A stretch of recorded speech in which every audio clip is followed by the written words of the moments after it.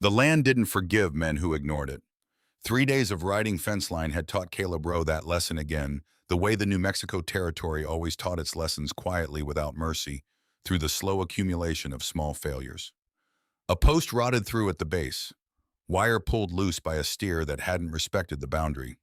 A stretch of ground so dry it had cracked open like the palm of an old man's hand, splitting apart whatever had been planted there, with the particular indifference of earth that had seen too many seasons of drought. He'd fixed what he could. The rest he'd noted in the worn leather journal he kept in his saddlebag, the one his mother had given him before he left Missouri, back when she still believed he'd amount to something more than a man who talked to horses. He didn't write much in it anymore. Just measurements, distances, the occasional observation about weather or soil. Words cost something when you lived alone, and Caleb Rowe had learned to spend them carefully. The gelding beneath him moved at a steady walk, ears forward, reading the wind the way horses did when they sensed something the rider hadn't caught yet. Caleb had owned Duke for 6 years, bought him from a Comanche trader outside Santa Fe, with money he'd earned driving cattle north to Kansas, and the horse had never once steered him wrong. He trusted the animal's instincts more than he trusted most people's words, which said something about both the horse and the people he'd known. The afternoon sun sat low and brutal over the mesa, painting the sandstone cliffs in shades of rust and copper that would have looked beautiful if Caleb had been the kind of man who noticed beauty anymore. He was 35 years old, weathered in the way that men who worked land got weathered, not aged exactly, but worn down to something essential. The softness long since burned away by sun and wind, and the particular loneliness of building a life with your own hands in a place that hadn't asked you to come. His ranch sat 5 miles north, tucked into a shallow valley where the creek still ran year-round, even in the worst droughts, where the grass came back thick in spring, where he'd built a cabin and a barn and a corral over the course of 7 years, with lumber hauled from Albuquerque and labor that belonged entirely to him. It wasn't prosperous, it was sufficient. After the war, sufficient had started to feel like enough. He'd been heading straight for it when Duke slowed without being asked. The old Hadley property sat back from the main road, half hidden behind a stand of cottonwood trees that hadn't seen decent water in 2 seasons. The Hadleys had pulled out 4 years ago when the bank called in their note, packed everything onto 2 wagons, and headed west toward California, with the particular desperation of people who'd run out of options in one direction. Caleb had helped them load the second wagon. He hadn't heard from them since. The barn they'd left behind had been weathering slowly into the earth, its gray boards splitting its roof, sagging in the center like the spine of an old horse. Duke stopped outside it without any instruction from his rider. Caleb heard it then. Not a voice he recognized, not a sound he could have named before he heard it. Just a child's voice, high and cracked and broken in the specific way that voices broke when the person using them had been crying for a long time and hadn't slept enough and was trying to hold together some last shred of dignity in front of people who didn't care whether she had any. The words came through the old boards like light through a crack, fragile, undeniable. "Please, I'm only 13. I don't know how to be anyone's wife." Caleb's hand froze on the saddle horn. Duke stood absolutely still beneath him, the horse's breathing slow and measured, ears rotating toward the barn with the focused attention of an animal that understood on some level that his rider needed a moment. Caleb didn't move. The words had landed in his chest like something thrown from a great distance, arriving with more force than their size, suggested the way small stones did when dropped from high enough. A man's laugh came through the boards next, low, thick, the kind of laugh that sat in the back of the throat and never quite made it to warmth. "13's plenty old enough. My own mother was married at 12. A second voice, older, rougher, carrying something that might have been discomfort if the owner had let himself feel it fully. "She's just a child, Mr. Crane. She's contracted." The first voice again smooth now, the laugh gone, replaced by the flat tone of a man explaining something he'd explained before to people he'd grown tired of explaining it to. "Her father signed this morning. 2 witnesses notarized, filed with the county clerk before noon. Everything legal, everything proper." A pause. That's what happens when a man owes 6 months of back rent on land he can't work. Caleb's jaw tightened until he could feel it in his temples. He'd heard that name before. Crane. Douglas Crane had arrived in Doña Ana County 3 years ago with capital from somewhere back east and a particular talent for identifying men who were one bad season away from losing everything. He bought land the way other men bought drinks, casually, frequently, without sentiment, and he leased it back at rates that looked survivable in good years and became impossible in bad ones. Caleb had seen him twice in the town of Las Cruces, both times dressed in clothes too fine for the territory, both times flanked by men whose eyes moved the way the eyes of men who'd done violence move constantly, never settling. He dismounted slow. His boots hit the dry ground without sound. He looped Duke's reins over a low branch of the nearest cottonwood, not tight enough to hold the horse if he decided to leave, just enough to give him something to think about. Then he stood outside the barn door for 3 seconds, not because he was afraid, not because he was deciding whether to go in, but because something in the quality of the moment demanded acknowledgement. 18 years ago in a barn, very much like this one, in a county in Missouri that no longer existed the way he remembered it, he had stood outside a different door. He had heard a different girl's voice. He had been 17 years old, and he had made a choice that had lived in the space behind his sternum, ever since quiet and cold and permanent, the way certain kinds of guilt lived when you stopped trying to argue with them. He pushed the barn door open. The afternoon light fell through in a single diagonal blade, cutting across the dirt floor and illuminating the floating dust in a way that would have looked peaceful in any other context. There were 4 people inside. Douglas Crane stood at the center, coat, dusty but expensive hat tilted back on a head that belonged to a face made of calculation. Everything about him arranged to project authority, from the set of his shoulders to the deliberate stillness of his hands. 2 men flanked him, positioned the way men position themselves when they expected to need to move quickly. Both had their hands near their gun belts, not touching, just near. The 4th person stood against the far wall, separate from the others, in the way a man stood when he wanted to be associated with something but not blamed for it.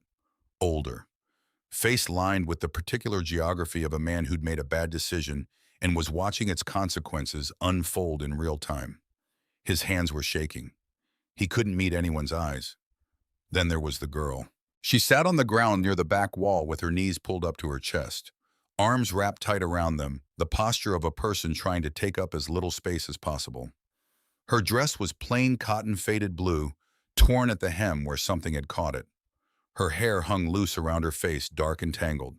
She was 13 years old, and she looked it not small exactly, but unfinished, still carrying the particular unguardedness of a person who hadn't yet learned to armor themselves against the world. She didn't look up when Caleb entered.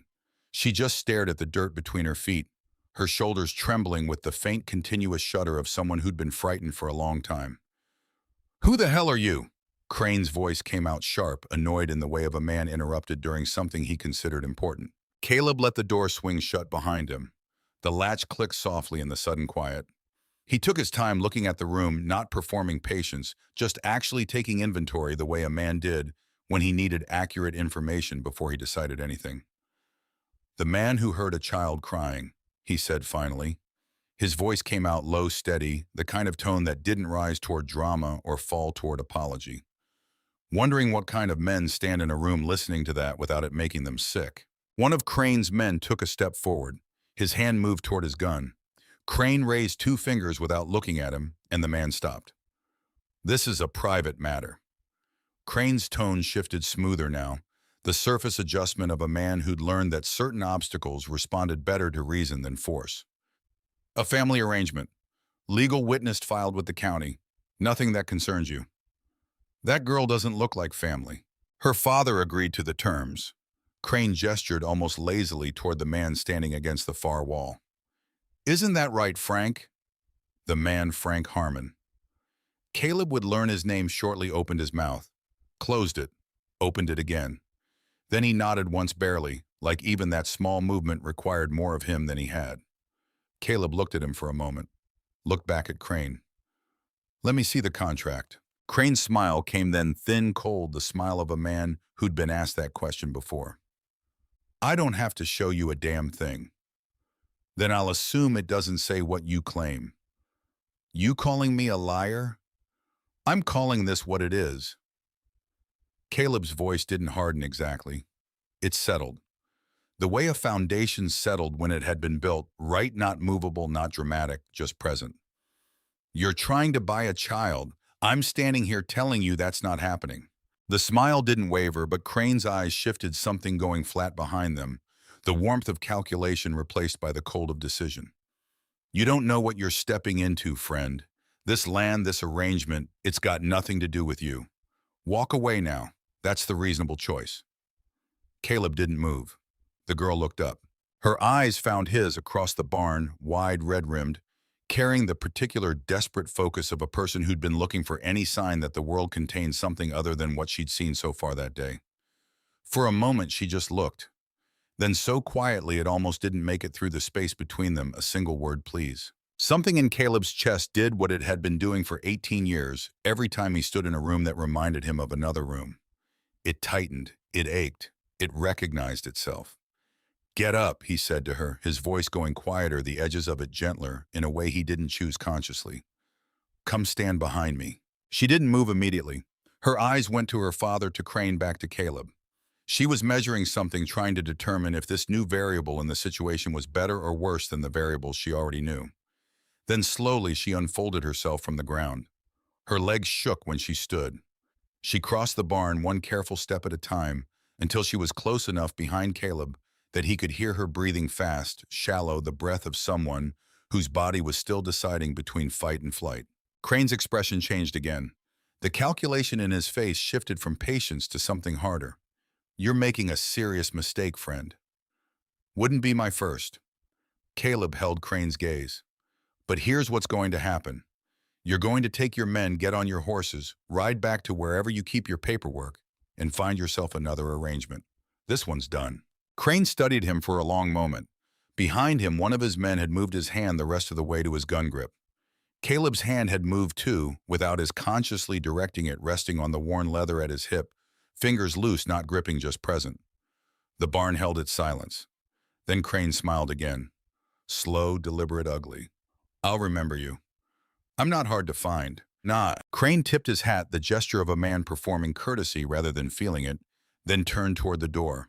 His men followed. Frank Harmon lingered, his mouth working, his hands opening and closing at his sides. He looked at the girl, then looked away. Then he walked out after Crane without saying anything at all, and the door swung shut behind him, leaving the barn to its dust and its quiet.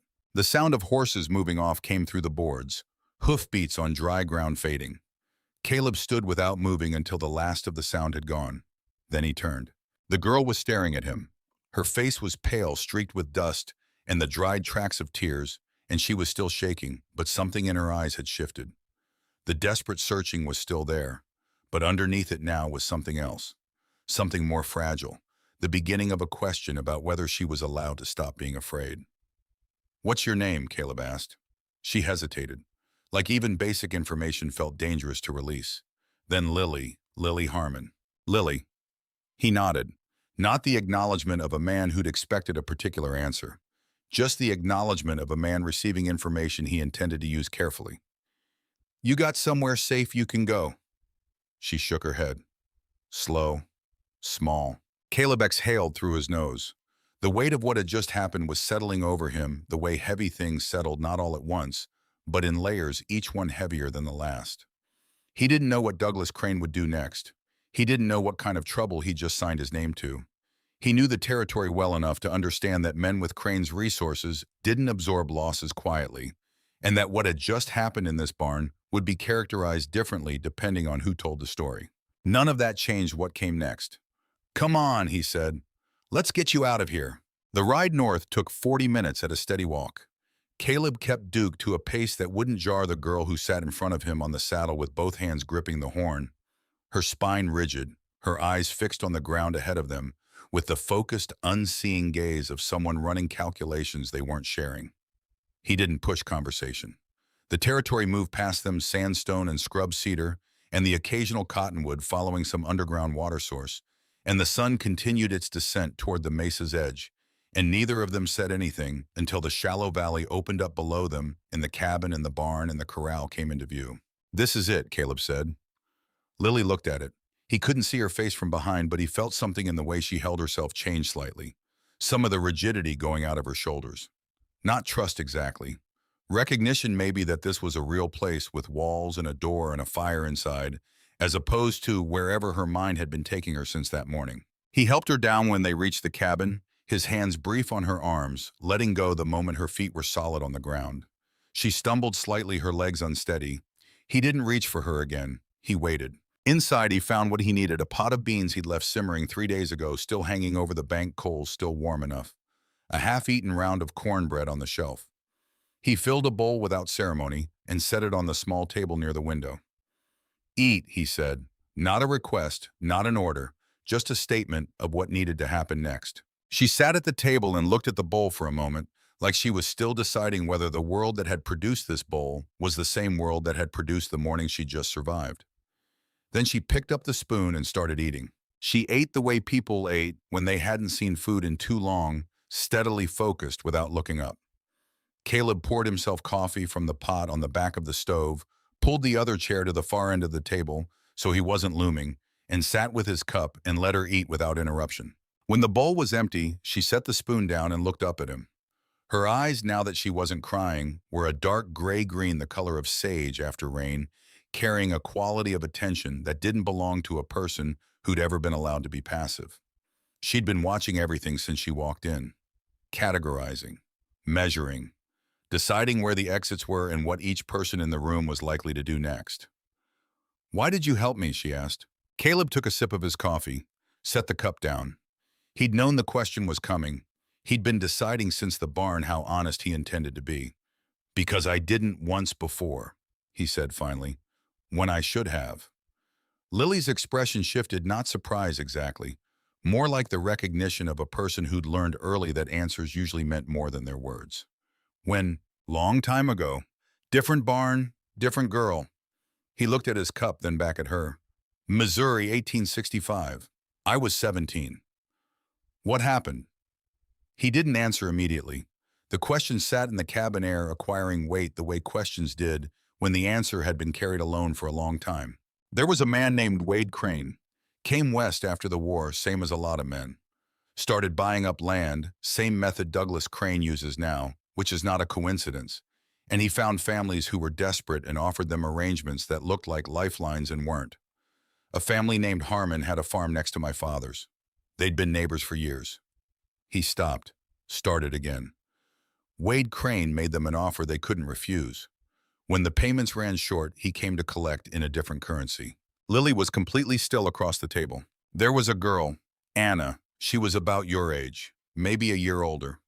Caleb's voice remained steady through the straightforward force of long practice, not because the words were easy.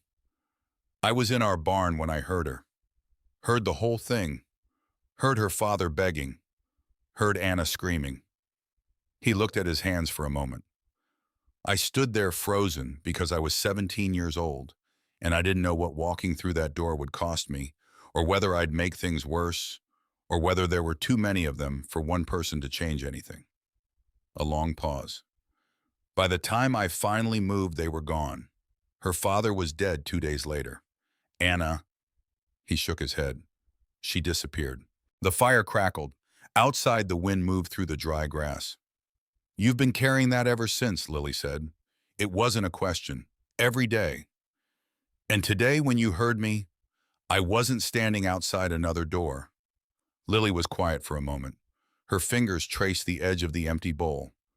I don't think that makes you a hero, she said. And there was nothing cruel in it, just the directness of a person who'd been lied to enough to have stopped tolerating comfortable fictions. I'm not a hero. I'm a man who made a bad choice 18 years ago and has been looking for a way to live with it. You don't get to use me for that. Caleb met her eyes. I know that. This isn't about fixing what I did. What happened in that barn tonight is about you, what you deserve to have happen, which is someone coming through that door. A beat. I can't give Anna back her life, but I'm done standing outside doors. Lily studied him for a long time. The fire moved in her eyes, or the eyes moved in the firelight. It was difficult to tell. Then she looked back down at her hands. My father signed the paper, she said quietly. I watched him. He used his good pen, the one he only takes out for important things. He didn't look at me when he did it. Caleb didn't say anything. He loves me. Her voice carried the particular pain of a person defending something they were simultaneously condemning. I know he does, but he loves the land more. He's always loved the land more. My mother used to say the earth had more of him than she did. A pause. She died 2 years ago. Fever. After that, it was just him and me and the debt. Where's the land? South section of the Crane lease. 40 acres good water. We've been working it for 9 years. Her jaw tightened. My father built every fence post on it himself. He used to say it was the only thing he'd ever made that was worth making. Another pause. Apparently it wasn't worth more than I was. The bitterness in those last words was clean and precise, not the bitterness of self-pity, but of a person who'd done the arithmetic and arrived at an answer they hadn't wanted. Do you have any other family? Caleb asked. A grandmother. She lives in Santa Fe. I've met her twice. Lily's mouth curved slightly without warmth. We're not what you'd call close. She and my father don't speak. Why? Family argument, years ago, before I was born. Lily's fingers stilled on the bowl. She used to write me letters when I was small before my mother died. She'd put things in them, stories about the family, about Missouri, about where we came from. She mentioned people I'd never met. A great aunt on her mother's side, she said, who disappeared in 1865. She paused. She never said what happened to her, just that she was gone. Something in the way she said it made Caleb set his coffee cup down. What was the great aunt's name? His voice came out careful, controlled. Lily looked up. She could hear the change in his tone. He could see that she heard it, the way her eyes sharpened, the way her attention focused. Anna, she said. Her name was Anna. She paused. My grandmother's family name was Rowe, before she married my grandfather. The cabin went completely quiet. Caleb didn't move for several seconds. He was aware of the fire and the wind outside, and the specific silence of a moment when the world rearranges itself without asking permission. Rowe, his mother's family name, his family name, the name he'd been born with and had carried west through the war and through the rebuilding, and through every morning he'd woken up in this valley knowing that somewhere there was a girl named Anna who'd needed him and he'd failed her. Anna Rowe, he said. The words came out barely above a whisper. Lily's eyes were very wide. She was your family. She was my neighbor. A beat. My family and hers were connected. Her mother and my mother were cousins. He stopped, started again. Which means my grandmother's family and yours were the same family. Lily's voice was strange now, stripped down, careful, the voice of a person approaching something she wasn't sure she wanted to arrive at. Which means Anna was your great-great-aunt. Caleb looked at her across the table. And the man who took her was the uncle of the man who tried to take you today. The silence that followed was not the silence of emptiness. It was the silence of two people sitting inside something too large to speak, around the terrible geometry of history repeating itself. The two of them positioned at the second iteration of a pattern that had started before either of them was born. Lily was the one who broke it. Her voice when it came was steadier than he would have expected. Do you think she's still alive? I don't know. He looked at his hands. I've thought about it for 18 years. I never let myself believe it either way. But you've wondered. Every day. She was quiet again, thinking. He could see her thinking, the slight movement of her eyes, the small tension in her jaw. She was putting things together the way a person put things together when they'd grown up without anyone willing to do it for them. Wade Crane is dead, she said finally. Someone shot him in a saloon in Kansas City years ago. My father told me once. He said Douglas Crane has been running the same operation ever since, different territory, same method. The same method, Caleb said, because it worked. Because men like Wade Crane and Douglas Crane understand that desperate people will sign almost anything if you time the offer right. My father is not a bad man, Lily said, and the insistence in it was also its own kind of grief. He's just desperate. Desperate. She looked down. That doesn't excuse it. No, Caleb said quietly. It doesn't. She sat with that for a moment. Then she looked up, and the look on her face was older than 13 years. What happens now, Crane isn't going to let this go. He's not the kind of man who loses something and accepts it. No, he's not. He'll come back. He'll come back. With more men. Probably. Caleb leaned back in his chair, his hands wrapping around the coffee cup, even though the coffee had gone cold. But he'll come to my land on my terms, and that's different than a barn that nobody owns. Lily studied him. Are you afraid? The directness of it almost surprised him. Almost. Not of him, he said. Of making the wrong choice again. He met her eyes. That's the fear I've had for 18 years. Not of what men like Crane can do, of what I might fail to do when it matters. Something shifted in Lily's expression. Not softness exactly. She wasn't the kind of person whose face went soft, he was already understanding that. More like the careful lowering of one specific guard, the kind of person lowered when they decided a piece of information could be trusted. I'm afraid too, she said. I've been afraid since this morning. I thought I'd stop feeling anything when my father picked up that pen. A pause. But when you walked through that door, I felt something that wasn't fear. I didn't know what to call it. Caleb didn't offer her a word for it. He just nodded, acknowledging the thing without trying to name it for her. You should sleep, he said. Back room. The door latches from the inside. He stood, taking his cup to the basin. I'll be out here. Lily stood too. She'd eaten, which had steadied her. She'd talked, which had settled something else.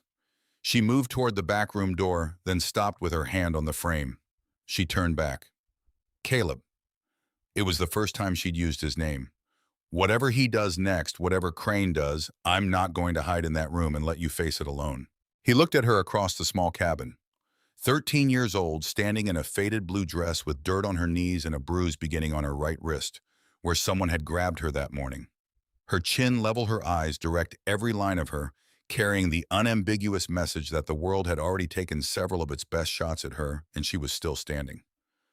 I know, he said. Get some sleep first. She went through the door. He heard the latch click behind it. Caleb stood alone in the cabin for a long time. The fire burned down to coals, and he didn't feed it. The wind outside had picked up, rattling the shutters in their frames, and somewhere to the south, a coyote was talking to the dark, in the way coyotes did when they'd found something worth noting. He stood at the window, looking out at the valley, at the shape of the barn against the night sky, at the particular darkness of the New Mexico desert at midnight, absolute vast, carrying no opinion at all about the small human difficulties taking place inside it.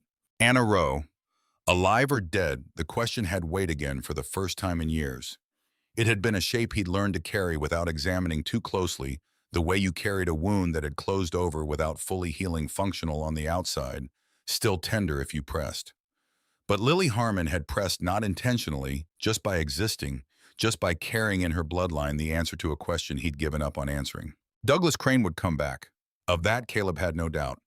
Men like Crane operated on the understanding that the world contained nothing they couldn't purchase or compel, and the afternoon's events had introduced an unexpected variable that his kind of mind would need to neutralize.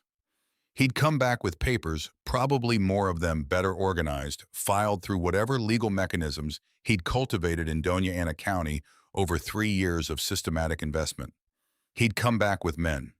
He might come back with something designed to reach Caleb's capacity to resist before it reached his own patience. Caleb thought about the fence line he'd spent 3 days checking, about the water rights that made this valley valuable in a territory where water was the only resource that couldn't be manufactured or transported, about the deed filed in his name in 1873 after 7 years of homesteading, the deed he'd paid the filing fee on with money he'd saved for 14 months, the deed he'd held in his hands on the courthouse steps in Las Cruces, with the particular satisfaction of a man who'd built something real. He thought about what it would mean to lose it. Then he thought about a barn in Missouri in 1865, and a door he hadn't walked through in the 18 years that had followed, and he understood that there were things a man could lose that he could rebuild, and things a man could lose that he couldn't. He moved to the front door, checked the latch, checked the rifle on its hooks above the doorframe. Then he went back to his chair beside the cooling fire and sat down to wait for morning. Outside, the wind continued its business with the desert. Somewhere to the north, in the direction of Las Cruces, a horse was moving, not close enough to be immediate, not far enough to be meaningless. Caleb heard it with the particular awareness of a man who'd been listening to this valley for 7 years, who knew its sounds the way he knew his own breathing. Someone was riding, not toward him, not yet, but in the same general territory at the same general hour, with a purposefulness that the late hour made notable. Caleb closed his eyes. He didn't sleep. In the back room, Lily Harmon slept with the deep, immediate unconsciousness of complete exhaustion, the sleep of a person whose body had decided that the danger had paused long enough to allow for recovery. She slept without knowing that the man in the next room was awake, listening, maintaining a vigil that he hadn't been asked for and hadn't announced. She slept without knowing that somewhere in this territory, A woman who shared her bloodline had survived something very much like what she'd survived today. She slept without knowing that the man sitting by the dead fire had already decided in the quiet way that certain decisions got made not in a moment of drama, but in the long accumulative weight of a night spent listening to darkness, that whatever came through that door next, he was not going to be on the wrong side of it. Not this time. Not again. The coyote had gone quiet. The wind had settled.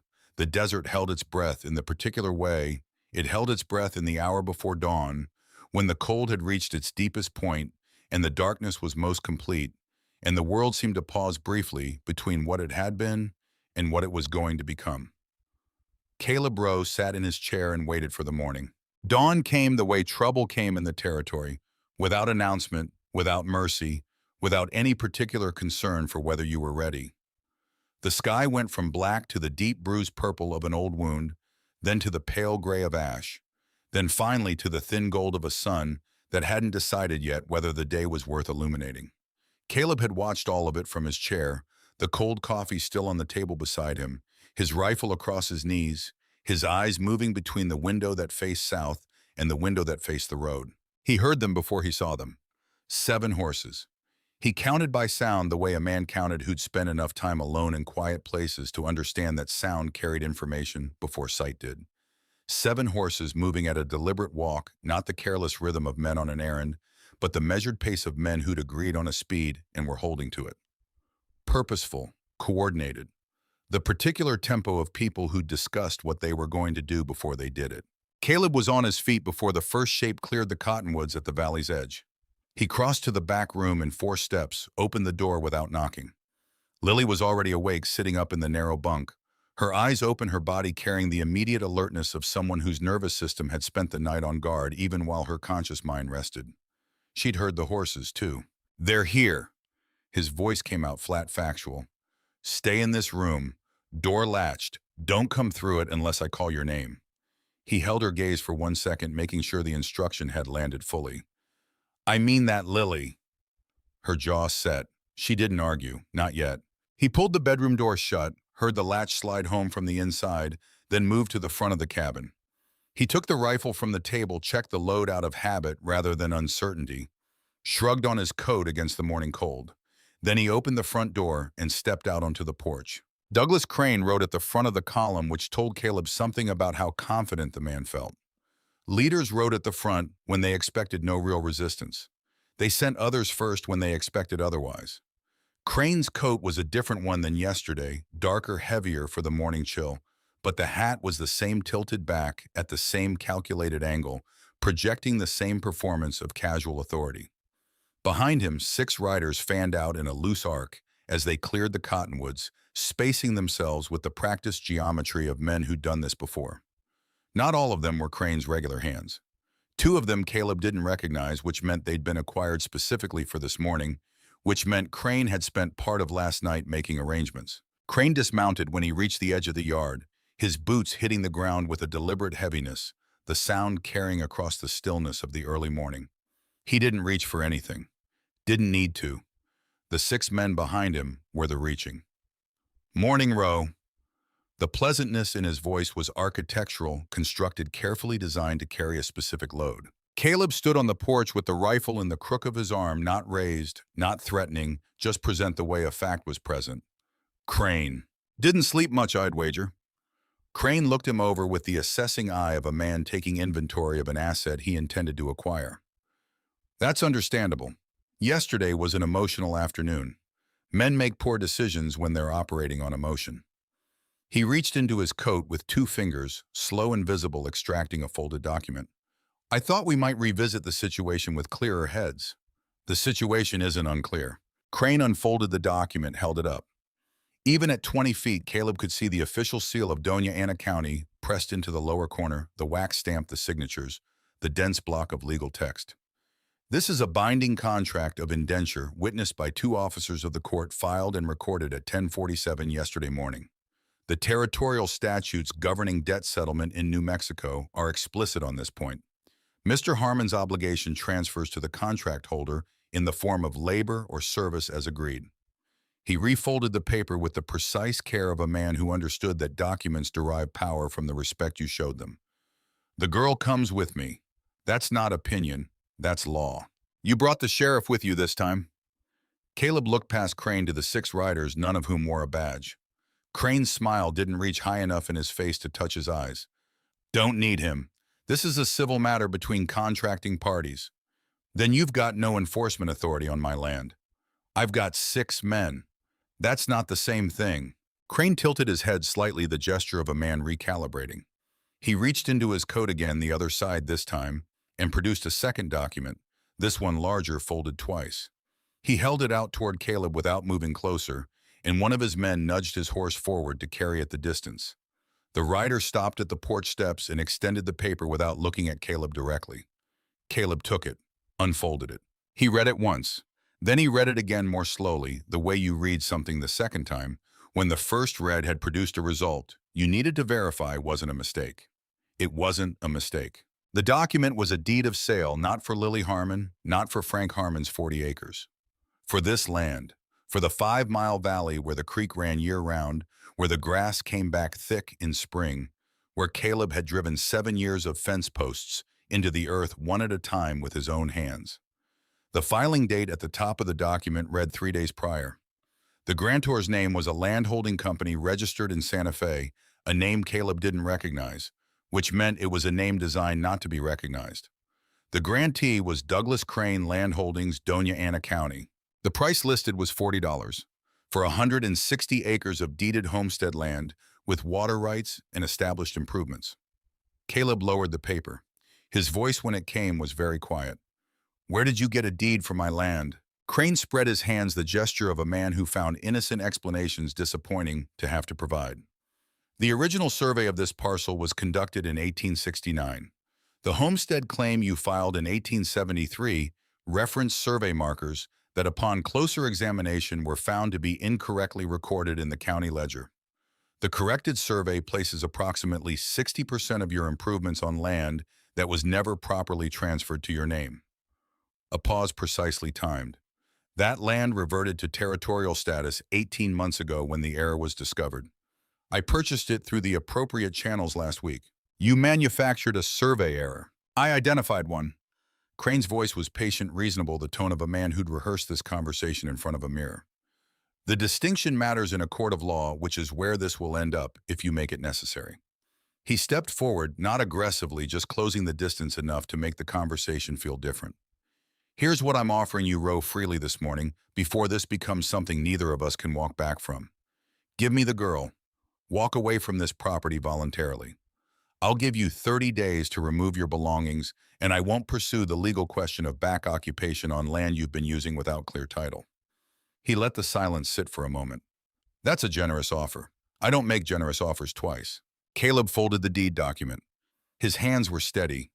This was notable to him internally, the way steadiness under pressure was always notable, not because he was performing it, but because his body had apparently decided that the full weight of what he'd just read was something it would process later, after the immediate moment was handled. You want me to give you a 13-year-old girl, he said. Walk off land I've worked for 7 years, and thank you for the 30 days. I want you to recognize a losing position before it costs you everything. Or, Caleb said, I can recognize a man who spent 3 years building a paper empire by finding the gaps in desperate people's documentation, and I can tell him to get off my property. Something shifted in Crane's face. The performance of patience developed a hairline fracture fine enough that only a man watching closely would have caught it. You're not hearing me. I'm hearing everything you're saying. I'm just not afraid of it. The fracture widened slightly. Crane turned to say something to the man on his left, and the cabin door opened. Caleb didn't turn. He heard it. He heard the footsteps crossing the porch boards, felt Lily take up a position to his right, felt the subtle redistribution of the morning's tension as every man in the yard registered the new variable. He kept his eyes on Crane. Lily stood at the porch railing with both hands wrapped around the handle of the kitchen knife, not raised, just held the blade pointing down her grip, white-knuckled. Her face was the color of creek limestone, pale, composed a surface that looked fragile from a distance, but had been formed under tremendous pressure. Her voice, when she used it, didn't shake. I'm not going with you. each word placed down individually like stones laid across a creek crossing. I don't care what my father signed. I don't care what the county says. You're not taking me anywhere. Crane looked at her for a moment. Then he looked back at Caleb. Call off the child. Caleb said nothing. Lily took one step forward to the top of the porch stairs, which put her more visible, but not more exposed, a distinction she seemed to understand. Her gray-green eyes moved across the 6 riders with the systematic attention of someone conducting a threat assessment, then came back to Crane. My father signed a paper.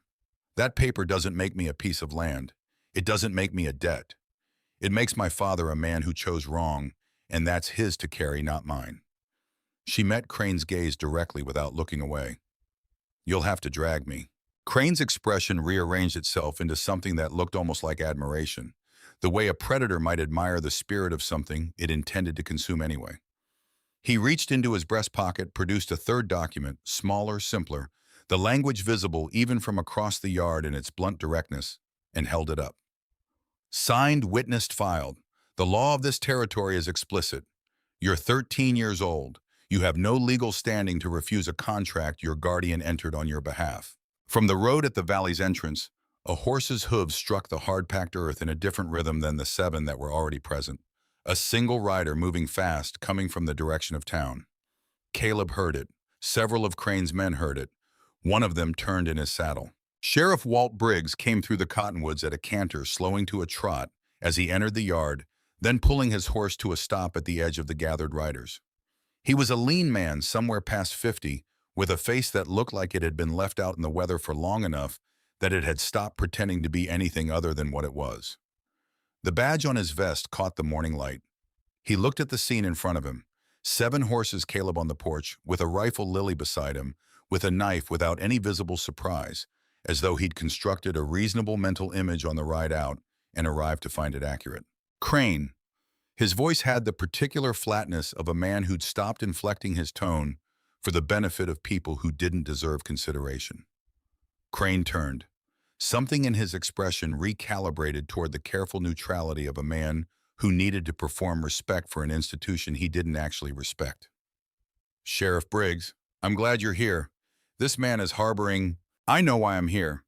Briggs dismounted, tied his horse to the fence post at the yard's edge, walked toward the porch at a pace that suggested he intended to take as long as he needed. He stopped in front of Crane, first held out his hand. The contracts. Crane handed over both documents, the indenture contract for Lily, the deed for Caleb's land. Briggs read them in silence, his face giving nothing. His eyes moving across the text with the unhurried attention of a man who understood that legal documents derived their power partly from the speed at which people accepted them as authoritative. He read the indenture contract twice. He held the deed up toward the morning sky, tilting it in the light, examining the watermark visible through the paper. The yard held its silence while he read. Briggs lowered the deed. He looked at the indenture contract. He folded both documents precisely and held them in his left hand. Then he looked at Caleb. Contracts legal under territorial statute. His voice was flat, delivering the fact without editorializing. Debt settlement through indenture, properly witnessed, properly filed. Caleb's grip on the rifle tightened by a fraction. However, Briggs turned to look at Crane directly. His voice didn't rise, didn't develop any theatrical weight. It simply continued. I've been wearing this badge for 22 years, and I've spent most of those years enforcing laws I didn't write. Some of those laws were good. Some of them were legal. He held the indenture contract out toward Crane. This one's legal. I won't be enforcing it. Crane's jaw tightened. Sheriff, that document is the most cowardly piece of paper I've seen in 2 decades of this work. Briggs's voice remained exactly level. A man signing his 13-year-old daughter into service to clear a debt isn't a legal transaction. It's a man choosing something he owned over someone he made.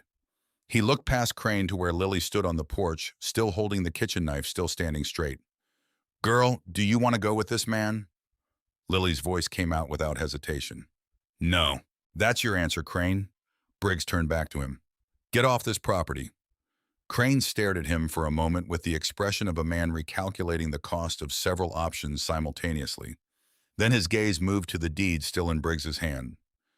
The land dispute goes before a judge. Briggs handed the deed back to Caleb. Until a judge rules, Mr. Rowe remains in possession. You've got no authority to remove him, and I've got no obligation to help you try. A pause measured deliberate. Now get off his land or I'll add trespass to the list of things we'll be discussing with the circuit court. The standoff in the yard lasted approximately 10 seconds, which was longer than it felt. Crane stood in the morning light with the indenture contract in his hand. The document he'd built his morning around the instrument of leverage he'd constructed with legal precision, and absorbed the reality that law and enforcement were not the same thing, that a piece of paper derived its power from the willingness of someone to act on it, that Briggs was not that someone. Then Crane smiled. It was different from any smile Caleb had seen from him so far. Not the thin, cold smile of authority, not the reasonable smile of negotiation. This was the smile of a man who had decided to revise his timeline rather than his objectives, who understood that what he wanted was still available to him through other methods that didn't require the cooperation of a sheriff who'd temporarily developed inconvenient principles. You've bought yourself some time, Rowe. The words came out measured, almost gentle. The circuit judge arrives in 8 days. He'll rule on the land title. And when he does, a slight inclination of his head toward the document in Caleb's hand. Make sure you have a good answer for how $40 constitutes fair market value for disputed territory. He turned, mounted his horse. The 6 riders fell in around him without instruction. The motion fluid practiced the movement of men who'd done this before. They rode north along the valley edge, not back through the cottonwoods, but along the fence line, slowly looking the way men looked when they were acquiring information they intended to use. Caleb watched until the last of them disappeared over the ridge. Briggs waited until the sound of the horses had fully faded before he spoke again. He turned to face Caleb on the porch, his face doing the particular thing that honest men's faces did when they had to deliver a complication after a victory. You need to know something. Caleb came down off the porch. Lily stayed on the steps. The circuit judge that's coming, Judge Aldous Mercer. He's presided over 4 land disputes in this territory in the past 2 years. Briggs looked at the ground for a moment, then back up. Douglas Crane has been involved in 3 of them. Won all 3. A pause that carried the weight of implication. Mercer's a careful man. He doesn't take money directly. He's not that kind of corrupt. He takes something harder to trace. He takes the understanding that certain decisions make his next appointment easier to secure. Another pause. I'm telling you this so you know what you're walking into, not to discourage you, to inform you. Caleb absorbed this. What do I do with 8 days find evidence? Briggs looked at him steadily. Not just about your land, about the pattern. If you can show Mercer that this isn't a single disputed deed, but a systematic practice, if you can put names and dates and documented transactions in front of him, things he can't ignore without his own exposure becoming an issue, he'll find a way to rule that protects him from being associated with what Crane actually is. You're telling me to make the judge afraid of the alternative. I'm telling you that the law works the way people work. Find what makes the right decision, also the safe decision, and you'll get the right decision. Briggs glanced at Lily, then back at Caleb. I'll help where I can. Officially, my hands are tied on the indenture contract. Unofficially, he let the sentence end there. He mounted his horse, looked down at Caleb from the saddle. One more thing. Be careful tonight. Crane lost in front of witnesses this morning. That tends to accelerate certain decisions in men like him. Then he rode out. Caleb stood in the yard after Briggs left and looked at the valley around him. The cabin, the barn, the corral, the fence lines running to the property's edges. He'd laid this ground himself. He knew every post, every wire, every place where the soil ran shallow over sandstone. He'd built it on the understanding that the deed in the county records meant something permanent, something that belonged to him in the way that things could belong to a man who'd earned them honestly. That understanding had just acquired a significant qualification. Lily came down off the porch steps and stood beside him in the yard. She'd put the kitchen knife down somewhere. Her arms were crossed against the morning cold, her eyes on the ridge where Crane's riders had disappeared. He's not going to wait 8 days, she said. Not a question. A conclusion reached through her own assessment. No. What does he do when he can't use the law? Caleb looked at the barn, his barn built with lumber he'd hauled 60 miles with roofing. He'd laid in the rain because he couldn't afford to wait for clear weather. He finds a different lever, he said. Something that doesn't need a judge. He was right about the timeline. He was wrong about how fast it moved. The fire started at 2 in the morning. Caleb woke to Duke screaming a sound that cut through sleep with the precision of something that had no other purpose, high and desperate, belonging to an animal that understood danger in ways humans had to learn. He was out of bed before the smell of smoke registered, consciously moving through the cabin in the dark.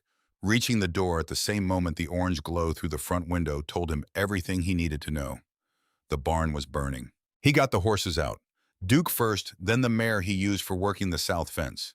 He moved fast through the burning space the way a man moved when he knew the building well enough to navigate it without sight, the distance from the door to Duke's stall, the width of the aisle, the exact location of the latch.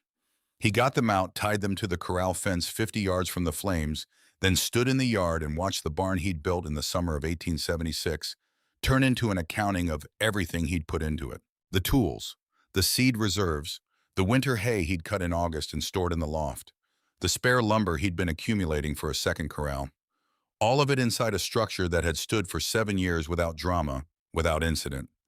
Now a column of orange fire against the black New Mexico sky, throwing heat he could feel from 40 yards, crackling with the particular violence of something that had decided to become entirely itself. Lily appeared beside him in the firelight, having dressed quickly, her hair loose around her shoulders, her face illuminated in the amber and orange of the burning. She looked at the barn, said nothing for a long time. Then, "This is my fault." Caleb didn't answer it immediately. He watched a section of the roof collapse inward, sending a spiral of sparks upward into the darkness, like a brief, furious constellation. 7 years of work.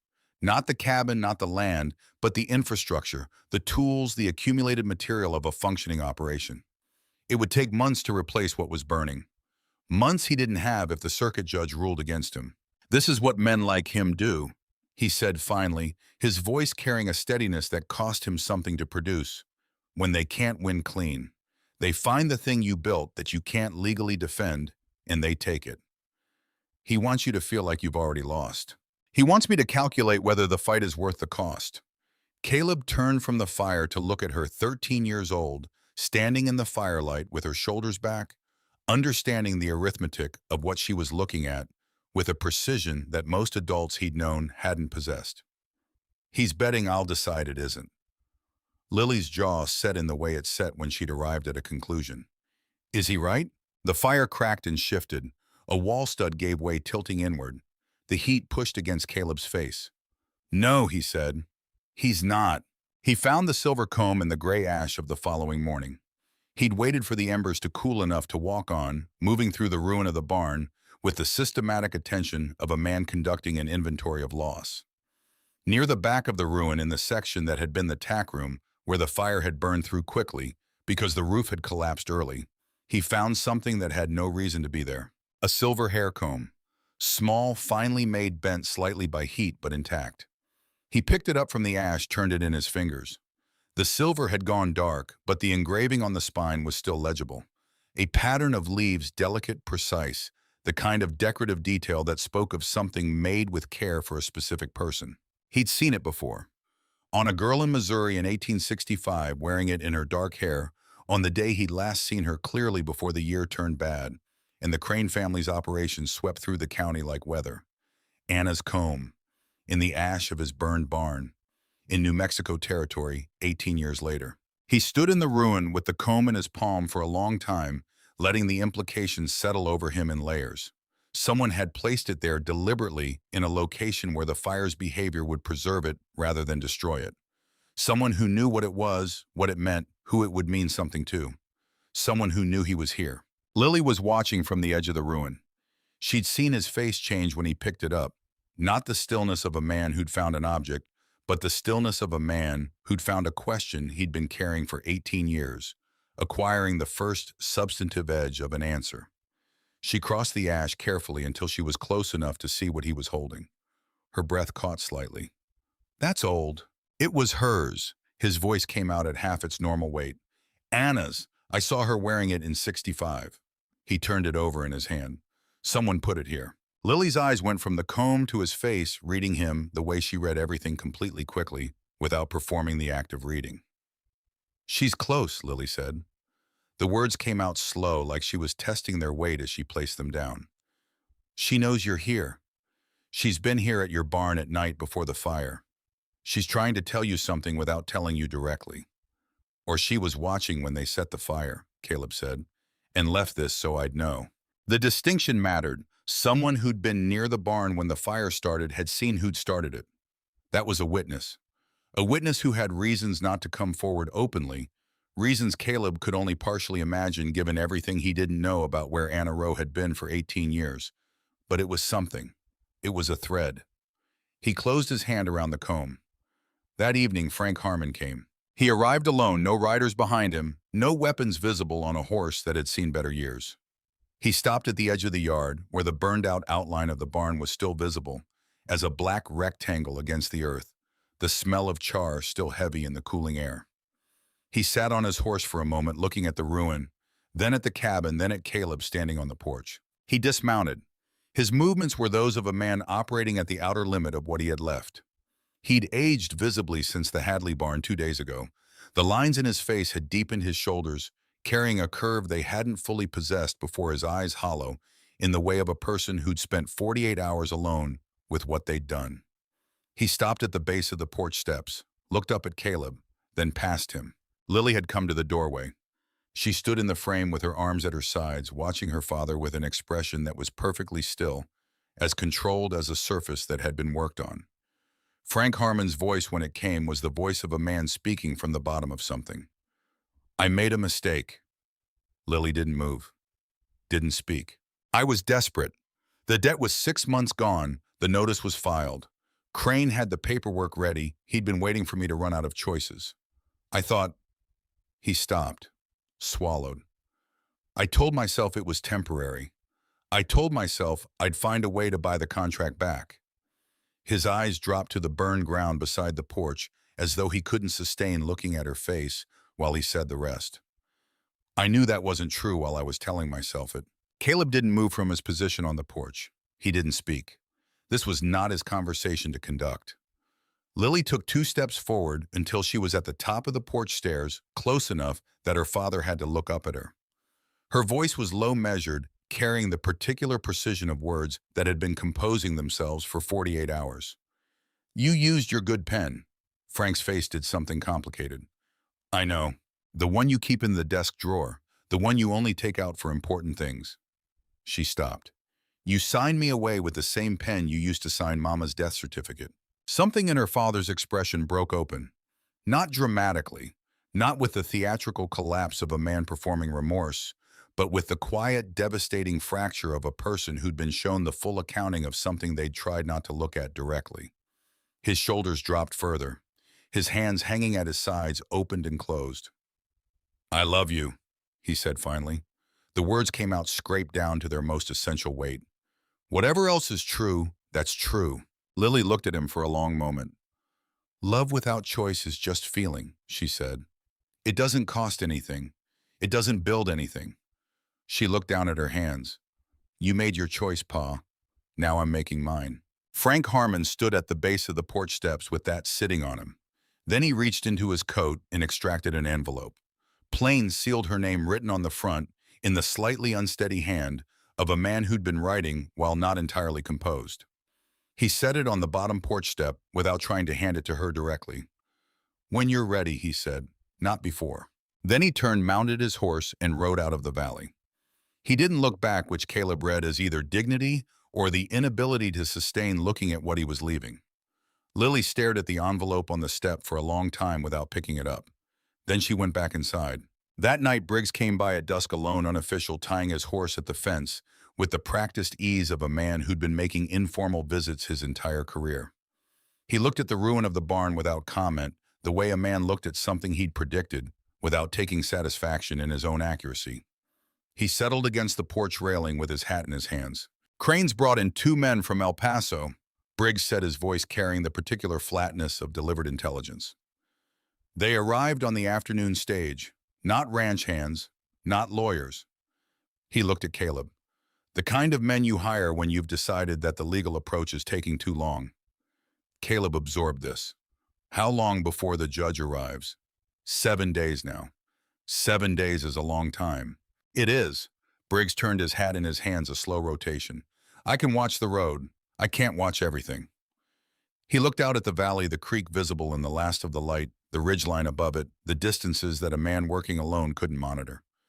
You're going to need more than the two of you to get through the week. After Briggs rode out, Caleb sat on the porch steps and looked at the burned rectangle where his barn had stood.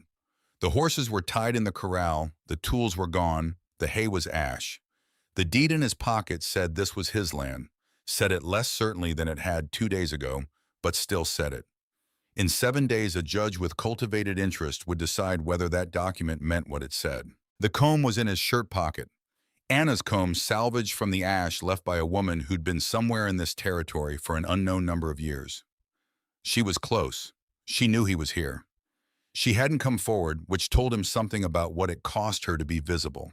Something about what she'd learned in the years between Missouri and now about the safety of revealing yourself to people who might mean you harm. Lily appeared in the doorway behind him.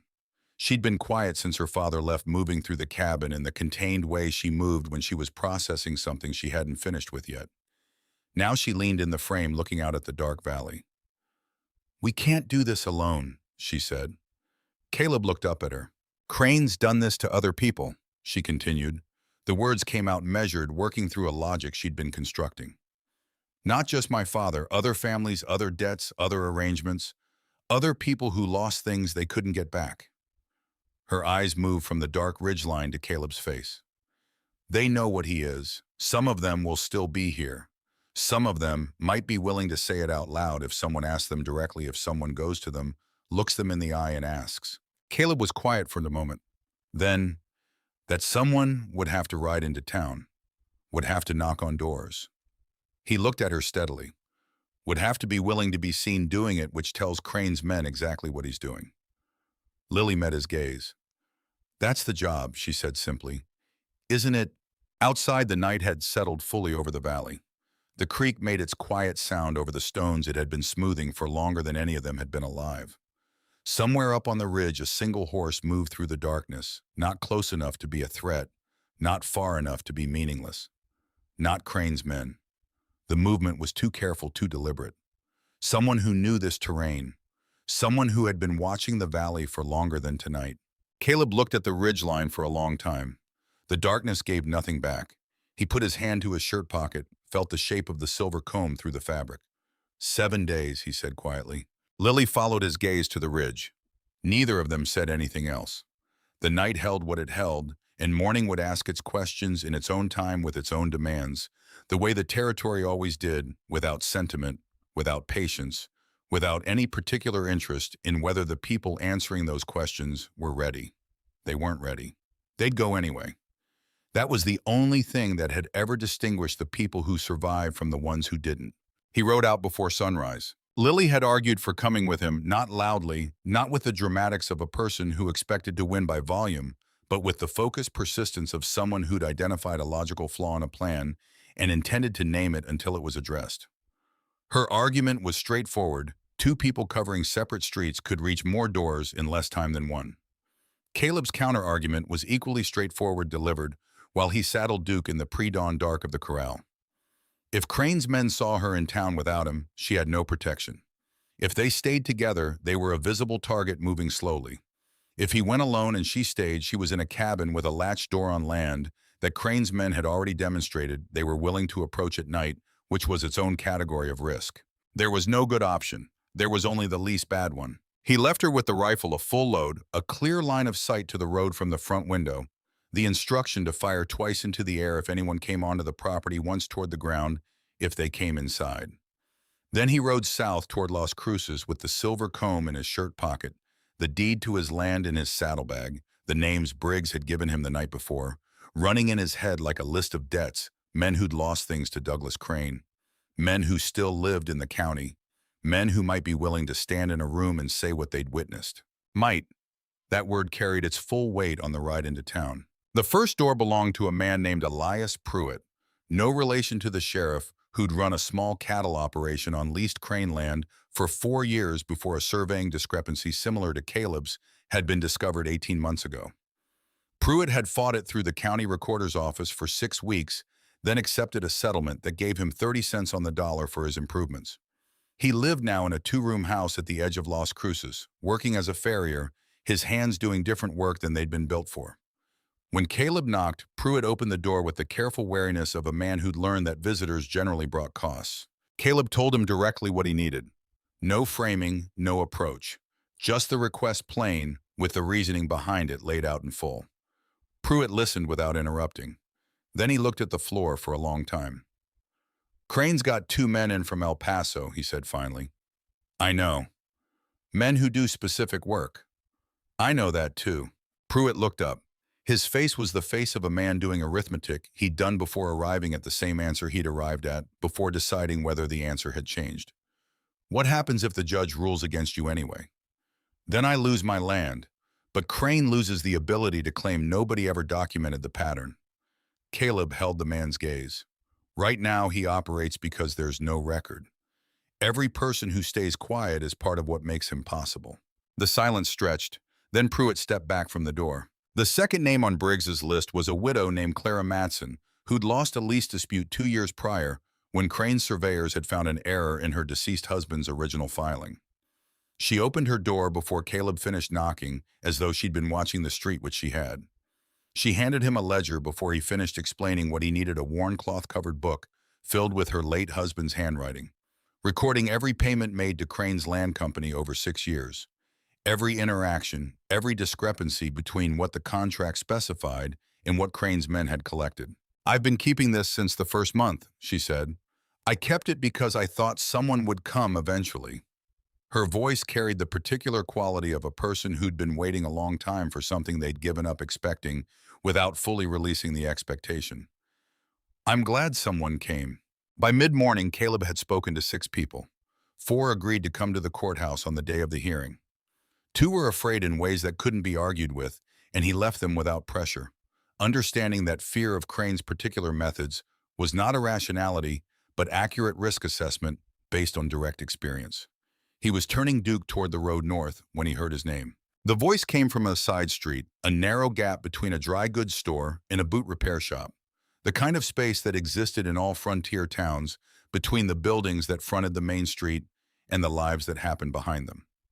A woman's voice, not loud, the kind of voice that calibrated itself carefully to carry exactly as far as it needed to and no further. He turned Duke into the gap. She was standing in the shadow of the dry goods building's rear wall, dressed plainly, her dark hair pinned up under a hat that shaded her face. She was perhaps 30 years old, perhaps slightly older, the years having arranged themselves in her face, in the particular way of someone who'd spent them doing difficult things rather than easy ones. She stood with the contained stillness of a person who'd learned that stillness was a form of safety, that the less space you occupied, the less visible you became to people looking for something to take. Caleb stopped Duke 10 feet from her. He looked at her face. Some knowledge arrived without announcement, without the logical sequence of recognition. The name, the features, the connection, and presented itself as a complete fact, assembled from fragments he hadn't known he was collecting. The quality of her eyes, the set of her jaw, the particular way she held her hands loosely at her sides, as though she'd spent years training herself out of the defensive posture she'd originally learned. He'd known her at 14. She was 32 now. 18 years had changed what she looked like without changing what he recognized. He got down off the horse. They stood in the shadow of the building 5 feet apart, the sounds of Las Cruces going about its business on the street beyond the gap. Neither of them moved for a moment. The moment had its own gravity, 18 years of a question, arriving at its answer in a space between buildings in New Mexico territory on a Tuesday morning in October. Anna Rowe looked at him. Her voice, when she used it, was quiet, steady, entirely without the trembling he might have expected. She'd had a long time to prepare for this. "I watched them set your barn on fire," she said. "I was on the ridge." Caleb found his voice. It came out at roughly half its normal weight. "The comb. I wanted you to know I was here. I wasn't ready to—" She stopped, reorganized. "I needed to see what kind of man you'd become before I decided whether to trust you." The plainness of it landed harder than something theatrical would have. She'd been watching him. She'd seen the barn burn. She'd seen Crane's men come to the property, seen the standoff in the yard, seen what Caleb had done, seen what Lily had done. She'd made a decision based on evidence rather than history, which was the decision of a person who'd learned not to extend trust on the basis of what someone used to be. "I should have come through that door," Caleb said. The sentence had been composing itself for 18 years, arriving now without drama, just its plain weight. Anna looked at him. Something in her face absorbed the words, held them, processed them. "You were 17, she said. "I've spent a long time being angry at you. I don't carry it the same way I used to." A pause. "But I'm not going to tell you it didn't matter. Because it did. It does." She met his eyes directly. "What matters now is what happens in 7 days." She knew about the circuit court. She knew about Judge Mercer. She'd been operating in this territory for 3 years, she told him, since she'd tracked Crane's expansion here from further east, following the pattern of a man she'd been documenting for a decade. She understood the mechanisms of his operation with a precision that Briggs's list of names couldn't fully provide. She reached into the bag she carried, extracted a bound folder of papers, not thick but dense, the specific density of carefully organized information rather than accumulated volume. She held it out to him. 4 cases, 3 counties, 6 years, names, dates, recorded transactions, affidavits from 7 individuals in 2 of those counties who were willing to sign their names. She paused. "Mercer's ruled in 2 of the earlier cases. His rulings are in there. I've marked the inconsistencies." Another pause, shorter. "He's not careful enough. He leaves tracks." Caleb took the folder. The weight of it was disproportionate to its size, not heavy in the physical sense, but heavy in the sense of contained consequence, years of deliberate assembly now transferred from her hands to his. "Why didn't you take this somewhere before now?" he asked. Anna looked at him with the expression of a person who'd considered whether to answer that question, honestly concluded they would, then took a moment to organize the honesty. "Because the people I took it to before didn't have enough to lose." She looked at the folder in his hands. "Mercer rules against men who have nothing. He rules for men who have nothing to lose but their dignity, because dignity isn't leverage." A beat. "You have land. You have a homestead claim filed in your name in 1873 that Crane's trying to dissolve through manufactured evidence. That's actionable in a way that 7 families losing lease disputes isn't." Her voice didn't carry bitterness, just the clear-eyed accounting of a person who'd mapped the terrain precisely. "You're the piece I was missing." Caleb understood. He didn't like it, the idea that Anna had been carrying this for 3 years, waiting for a specific kind of case to make it actionable while Crane continued operating. But he understood it in the way you understood the logic of a landscape that had been hostile long enough to teach you its exact shape. "Will you come to the hearing?" he asked. The question cost her something. He could see that. She looked past him toward the main street with the expression of a person calculating a risk they'd calculated before arriving at a number they'd previously decided was too high. Then she looked back at him. "Yes," she said. "I'll be there." He rode back to the valley with Anna's folder in his saddlebag next to the deed. The weight in the bag shifted to something different than the morning's weight. Ahead, the valley opened into its shallow cup of grass, the creek catching the midday light, the burned rectangle of the barn still black against the earth. Lily was on the porch when he came in. She had the rifle across her knees, a posture she'd apparently maintained without variation for the 4 hours he'd been gone. She looked at his face as he dismounted, reading the news before he delivered it. He told her about the 4 witnesses who'd agreed to come. He told her about the ledger from Clara Matson. He told her about Anna. Lily went very still when he got to Anna's name.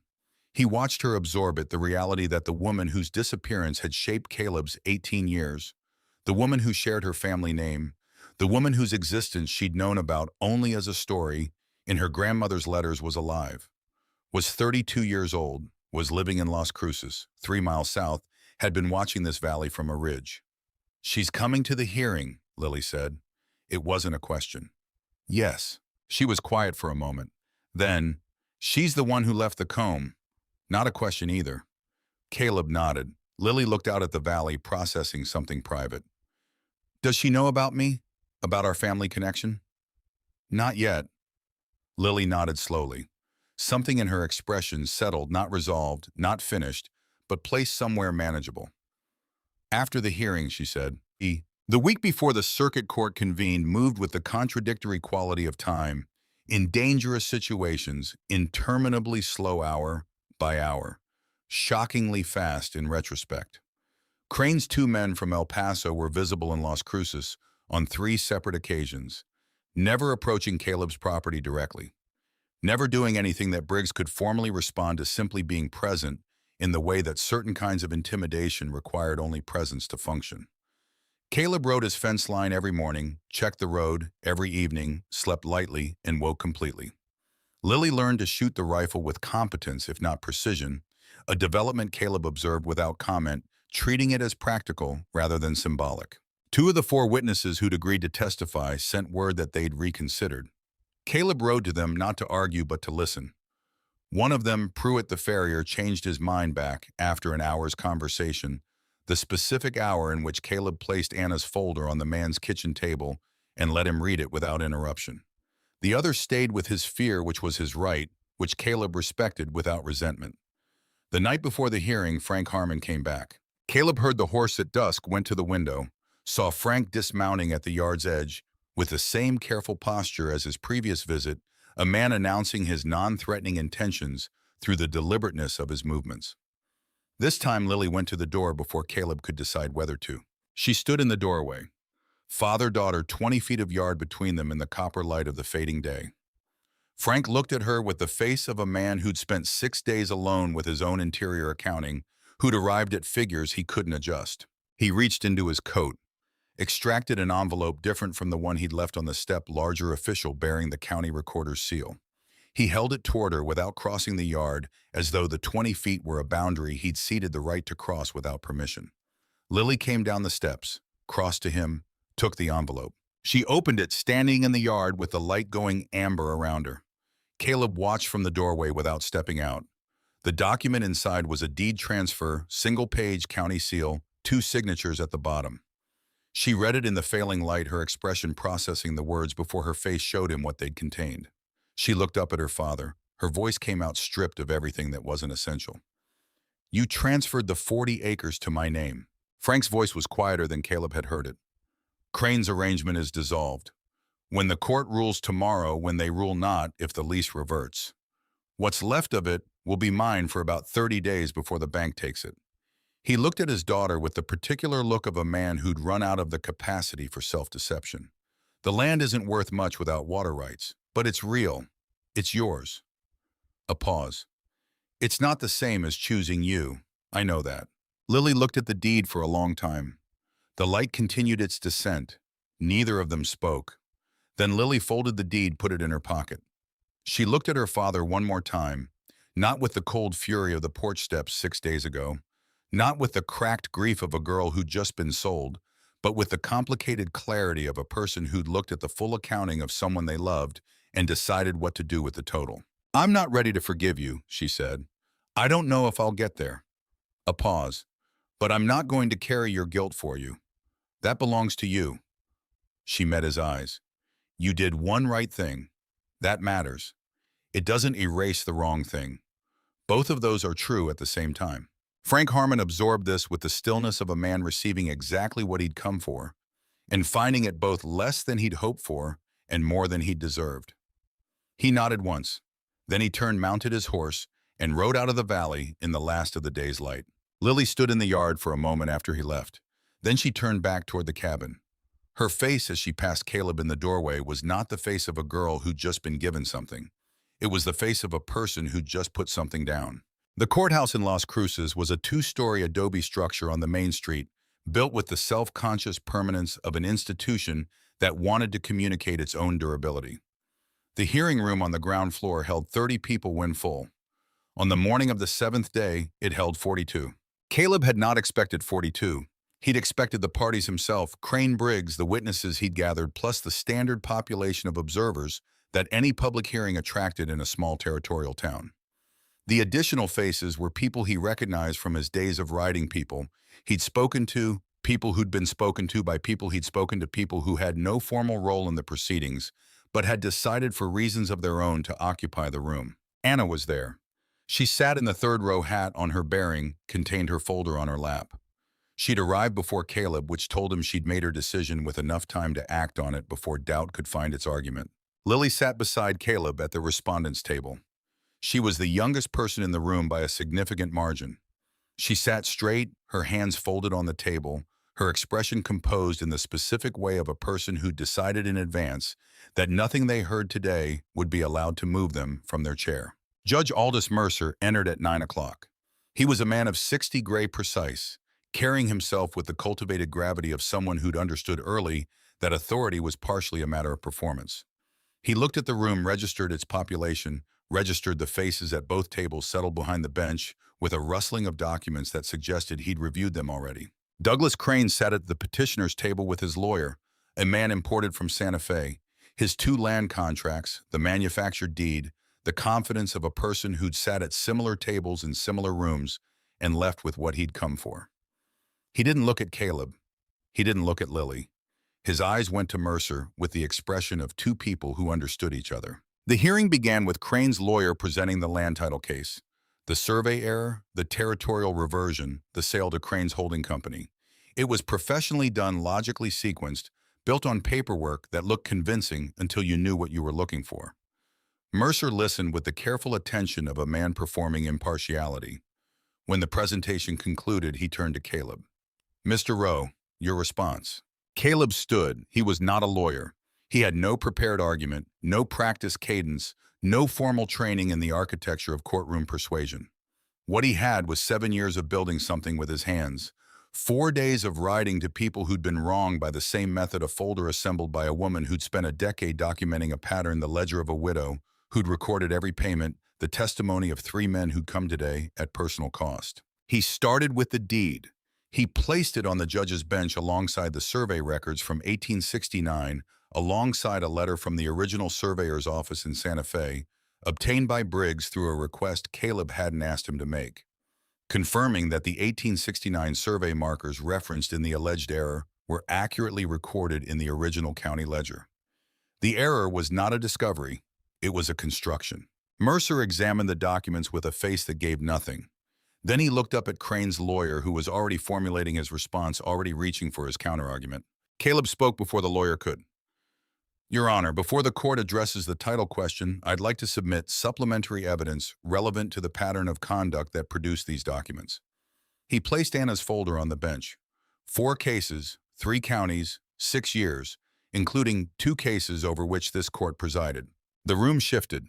Not loudly, the shift was in the quality of the air, the adjustment of bodies and seats, the particular heightening of attention that occurred when a proceeding moved from the expected into the unexpected.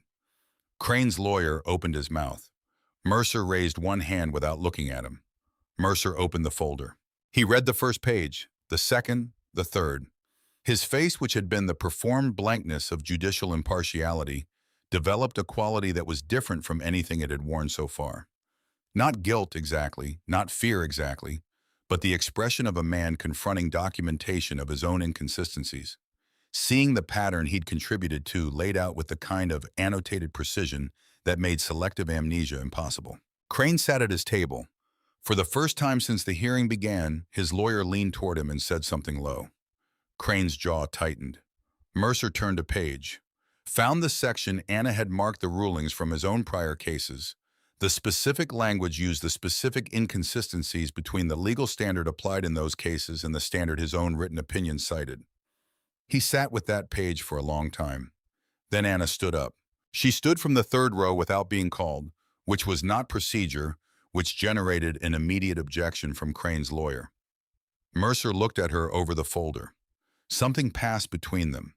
Not recognition of her face, but recognition of the folder in his hands. Recognition that she was the origin of what he'd been reading. "I'll hear from this witness," Mercer said. His voice had gone slightly different, something careful in it now, something that wasn't present before. Anna came forward. She stood at the front of the room, 32 years old, unhurried, her voice carrying the quality of someone who'd rehearsed what they were about to say, only in the sense that they'd lived it. She didn't look at Crane. She looked at the judge. She identified herself.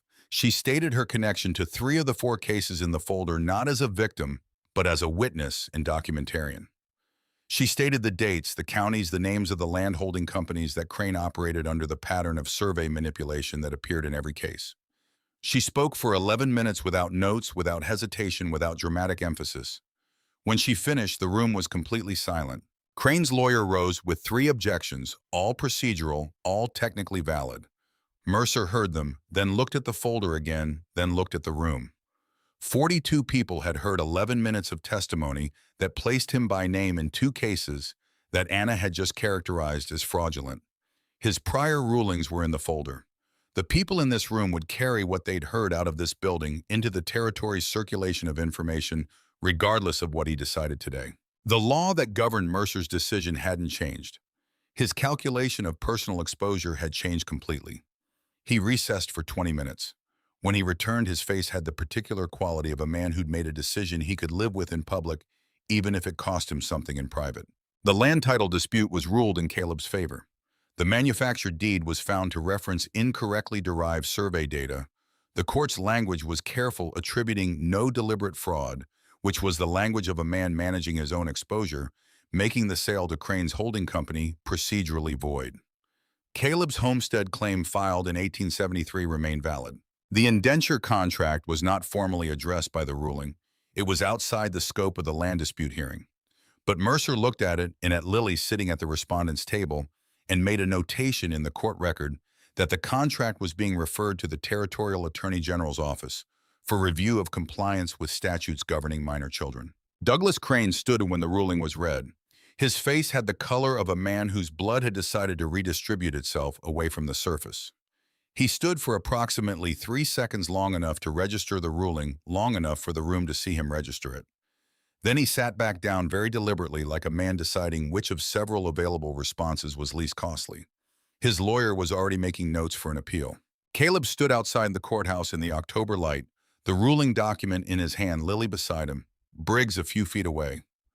The 42 people who'd been in the hearing room were filing out around them, moving in the particular current of a crowd that had witnessed something and needed to disperse in order to process it. Briggs looked at the ruling in Caleb's hand, then at Caleb's face. Crane will appeal. I know. Mercer's ruling is defensible, carefully written. The appeal might go somewhere. I know that too. Caleb folded the document, put it in his coat. But it goes somewhere public. Every step of the appeal is a document in a record. Every document in a record is something Anna can add to her folder. He looked at Briggs. He's not done, but he's visible now. Visibility changes what he can do. Briggs studied him for a moment. Then something in the sheriff's face did what faces did when a person had spent a long time waiting for a specific outcome and had finally watched it arrive. Not celebration, something quieter. Satisfaction in the key of relief. You did it right, Caleb. Caleb shook his head. We did it with enough people willing to say true things out loud in the same room. He glanced at where Lily was standing a few feet away talking to Clara Matson, the widow with the ledger, who'd come and testified and whose 6 years of careful recording had been entered into the court record. That's not heroism, that's just enough people deciding the cost of silence was higher than the cost of speaking. Pruitt the farrier stopped as he passed. He nodded at Caleb without slowing the nod of a man who'd spent the morning doing something difficult, who was now returning to the rest of his life with that thing behind him rather than ahead of him. Anna came out of the courthouse last. She stood at the top of the steps for a moment looking at the street before she came down to where Caleb was waiting. They stood in the sun, the folder under her arm, the ruling in his pocket, 18 years between them, renegotiated into something that could be stood beside without either of them having to pretend it weighed nothing. It's not finished, she said. No, Crane's not done. No, Caleb looked at her. But neither are you. Neither are we. She held his gaze for a moment. Something in her face for just a moment released a quality of tension she'd been carrying so long, it had become invisible against the rest of her expression. Now briefly loosened by the specific weight of a day that had gone a different direction than most of the days she'd navigated. Then it resettled, finding a new resting point, slightly less defended than before. There's someone you should meet, Caleb said. He turned. Lily was there. She'd come to stand beside him, close enough to have heard the last exchange, her gray-green eyes moving between Caleb's face and the woman he'd been speaking with. Anna looked at her. The recognition wasn't immediate. It came in stages, the eyes first, which carried the Rowe family coloring that Caleb's own eyes carried, then the structure of the face, then something less definable, the particular quality of attention that ran in a family line deeper than features, the way of watching the world that certain families pass forward through generations like a recessive trait. Anna's face did something quiet, something that moved through it slowly rather than arriving all at once. You're Frank Harmon's daughter, she said. Lily nodded. He married my grandmother's granddaughter. She paused. Which makes us family, I think. Distantly. Anna looked at her for a long moment. Lily stood straight under that look, neither performing composure nor abandoning it, just being looked at, meeting the look with the directness she brought to everything. Then Anna reached out and placed her hand briefly on Lily's shoulder. Not a gesture of comfort, not of claiming, but of contact, of acknowledgement. The touch of a person who'd been isolated for long enough that touch had become a deliberate act requiring intention. Your family has been through a great deal, Anna said.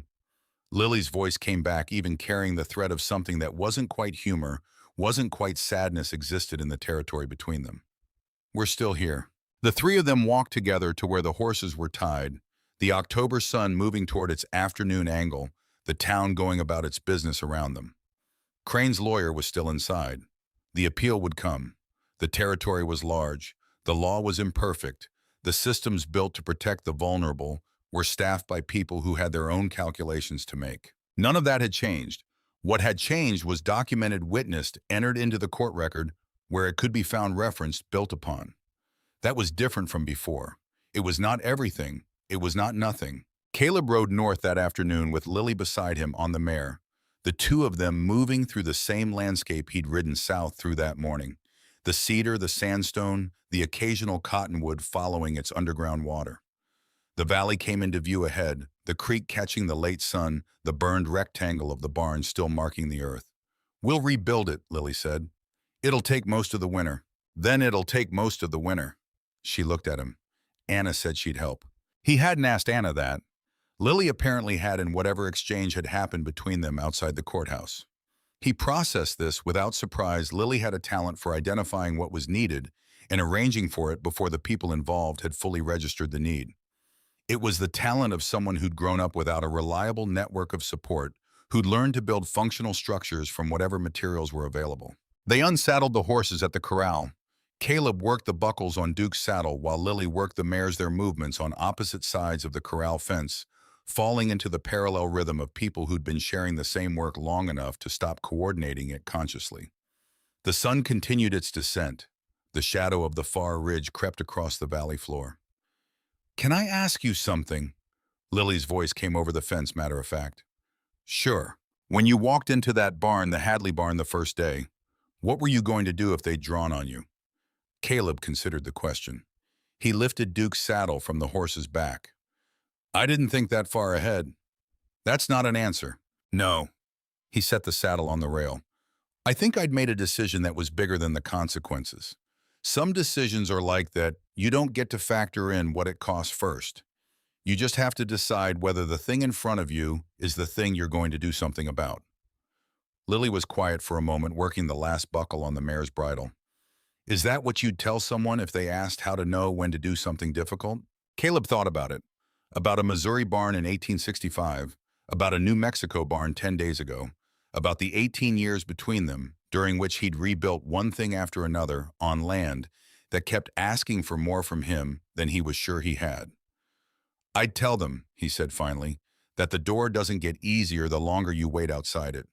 The longer you stand there, the heavier your reasons become. At some point, the only thing to do is go through. Lily set the bridle on the post. She looked at the burned rectangle of the barn, then at the cabin, then at the ridgeline where she now knew Anna had stood and watched. Then she looked at Caleb with the gray-green eyes that carried a family resemblance he was still adjusting to. That's a quote-worthy line, she said. Caleb almost smiled. Don't tell anyone. That evening, the three of them ate at the small table. Caleb, Lily, Anna, who'd ridden north from Las Cruces without being formally invited, arriving at dusk, with a bedroll on her saddle, and the practical air of someone who'd decided a thing before announcing it. The meal was simple: beans, cornbread, coffee. Nobody performed conversation. Nobody needed to. The quiet was the comfortable kind, not empty, but full, occupied by three people who'd each spent significant portions of their lives in silences of the other kind, and who recognized the difference. After dinner, while Caleb cleared the dishes, Lily took the envelope her father had left on the porch step 6 days ago, the one she hadn't opened, and carried it to the table. She opened it there in the lamplight, with Anna across the table and Caleb at the basin. She read it without comment. When she finished, she folded it carefully, placed it back in the envelope, put the envelope in her coat pocket. She didn't say what it contained. Neither of them asked. Whatever Frank Harmon had put into that letter belonged to Lily's interior accounting to be drawn on in whatever way she needed, in whatever time she needed. Some things a person carried alone, not because they were too heavy to share, but because the carrying of them was itself the work. The lamp burned down. Outside, the creek continued its conversation with the stones. Duke moved in the corral, the sound of him a kind of steady statement about what persisted after the dramatic days had passed. Caleb sat in his chair, the ruling in his coat pocket. The silver comb returned to Anna's keeping. She'd taken it back from him outside the courthouse, without ceremony, slipping it into her bag, with the practicality of someone reclaiming an object that had served its purpose. The cabin stood around him, slightly leaning east as it always had the door that had never quite fit its frame. Still not fitting the floor, he'd laid plank by plank, still carrying the minor variations of a man who'd done the work alone. The three of them sat in the quiet that the day had earned. Outside, the creek ran over its stones. The valley held its darkness, without apology, without drama the way it always had, indifferent to the small human decisions that had played out inside it, illuminating nothing, requiring nothing, simply continuing. The door had been walked through. That was enough.